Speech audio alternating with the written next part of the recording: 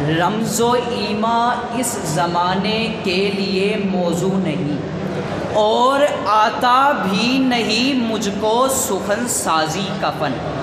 کم بِإِذْنِ اللہ کہہ سکتے تھے جو رخصت ہوئے، خانقاہوں میں مجاور رہ گئے یا غور کر۔ قابل صد تکریم جناب صدر اور معزز سامعین و حاضرین، السلام علیکم۔ مجھے آج معانی و بیاں کے بحر بے کراں سے جن چنیدہ موتیوں کی مالا سجانی ہے وہ کچھ یوں ہے۔ عصر حاضر میں تصوف اسلامی کی احیاء کی ضرورت و اہمیت۔ صدر ذی وقار، میں نے کتب تصوف کی برکردانی کی تو مجھے معلوم ہوا کہ تصوف بحیثیت مکتبہ فکر تمام مذاہب میں کسی نہ کسی صورت میں موجود تھا، لیکن عہد بنو امیہ اور بنو عباس میں جب علوم تفسیر، حدیث اور فقہ کی تدوین ہو رہی تھی، اسی زمانے میں تصوف نے ایک الگ شعبے کے طور پر شناخت حاصل کی، اور اسی دور میں یہ عالم اسلام کے نصاب تعلیم کا حصہ بنا۔ تصوف اسلامی نے جہاں پر مخلوق خدا کو روحانی سکون سے آشنا کیا، وہی مذہب کے نام پر جاری ہر قسم کی منافرت کے خلاف آواز اٹھائی، اور سب سے اہم کارنامہ یہ انجام دیا کہ اس نے انسانیت کو آپس میں جوڑے رکھا اور دوستی اور خیر سگالی کا درس دیا۔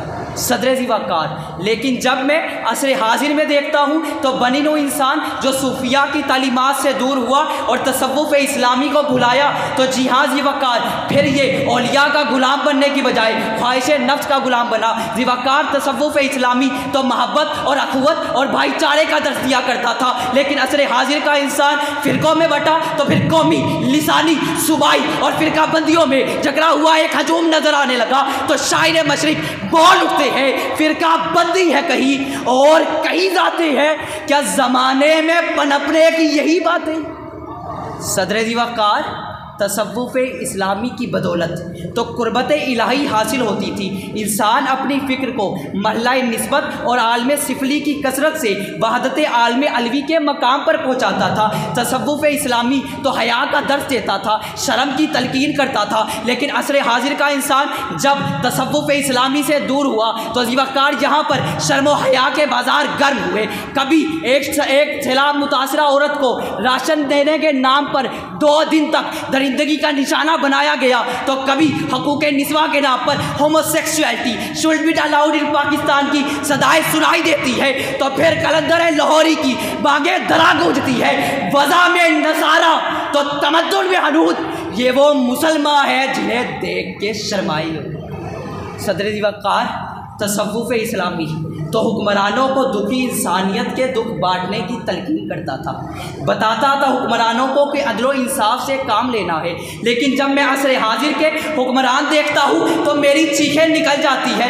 جی ہاں ذی وقار، ایک جانب 75 سال پورے ہونے پر وطن عزیز کے حکمران لاکھوں روپے خرچ کر رقاصوں کے رقص دیکھتے ہیں، تو دوسری جانب سیلاب متاثرہ افراد ایک وقت کا کھانا میسر نہ آنے کی وجہ سے تڑپ کے مر جاتے ہیں۔ ایک جانب ایک اسٹیڈیم کو خشک کرانے کے لیے ہیلی کاپٹر کی مدد آتی ہے، تو دوسری جانب 5 بھائی درمیانے پانی 3 گھنٹے تک بچاؤ کی صدائیں لگاتے ہیں اور بالآخر سیلابی ریلے کا شکار ہو جاتے ہیں۔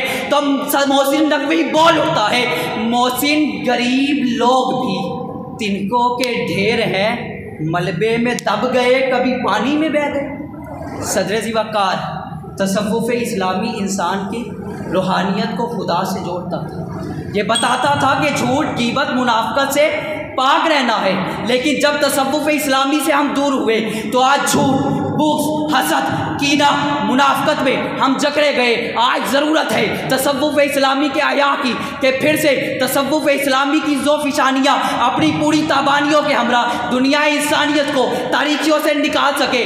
آج ضرورت ہے کہ اگر آپ نے جھوٹ، غیبت، بغض، منافقت سے معاشرے کو پاک کرنا ہے تو تصوف اسلامی کی تحریک کو چلانا ہوگا۔